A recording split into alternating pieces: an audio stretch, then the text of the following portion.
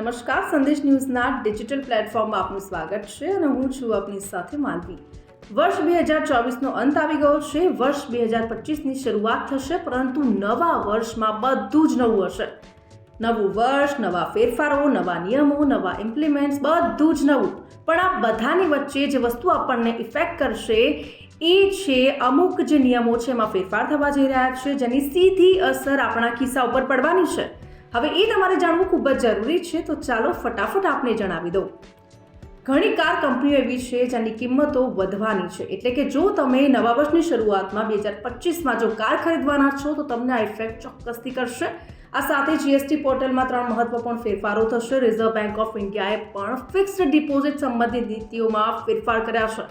Telecom કંપનીઓના પણ નવા નિયમો સામે આવ્યા છે, એટલે કે આવા ઘણા બધા ફેરફારો 1 જાન્યુઆરી 2025થી લાગુ થઈ જશે।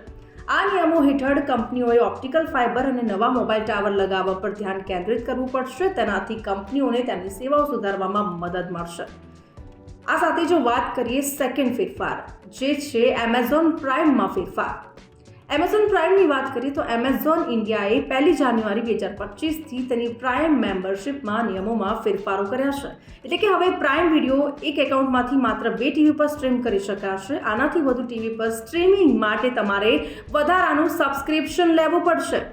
આ એક ફેરફાર કર્યો છે અને સાથે જ વાત કરીએ તો જીએસટી પોર્ટલમાં પણ ફેરફારો થવા જઈ રહ્યા છે, એટલે કે 1 જાન્યુઆરી 2025થી જીએસટી પોર્ટલમાં 3 મહત્વપૂર્ણ ફેરફારોની જાહેરાત કરવામાં આવી છે। આમાંના 2 ફેરફારો ઈ વે બિલની સમય મર્યાદા સાથે સંબંધિત છે।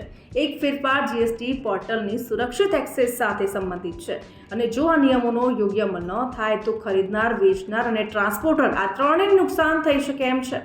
ચોથા નિયમની જો વાત કરીએ તો આરબીઆઈના એફડી નિયમોમાં ફેરફાર, કે જેમાં ભારતીય રિઝર્વ બેંકે 1 જાન્યુઆરીથી ફિક્સ્ડ ડિપોઝિટ સંબંધિત નીતિઓમાં ફેરફારો કર્યા છે। આમાં જનતા પાસેથી ડિપોઝિટ લેવા, લિક્વિડ એસેટ્સ રાખવાની ટકાવારી અને ડિપોઝિટનો વીમો લેવાના નિયમો સંબંધિત ફેરફારોનો પણ આમાં સમાવેશ થાય છે।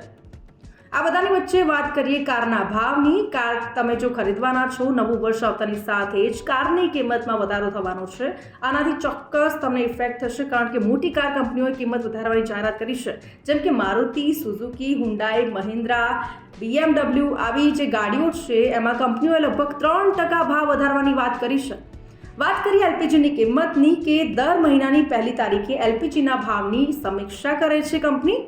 છેલ્લા 5 મહિનામાં 19 કિલોના કોમર્શિયલ ગેસ સિલિન્ડરની વાત કરીએ તો એમાં વધારો થયો છે, પરંતુ 14.2 કિલોનો જે ઘરેલું સિલિન્ડર છે એની કિંમતમાં કોઈ જ ફેરફાર કરવામાં નથી આવ્યો। આ સાથે વાત કરીએ તો દિલ્હીમાં ઘરેલું સિલિન્ડરની કિંમત 803 રૂપિયા છે। તો આવા જ અપડેટેડ વિડીયોઝ જોવા માટે સંદેશ ન્યૂઝના ડિજિટલ પ્લેટફોર્મ સાથે જોડાયેલા રહો।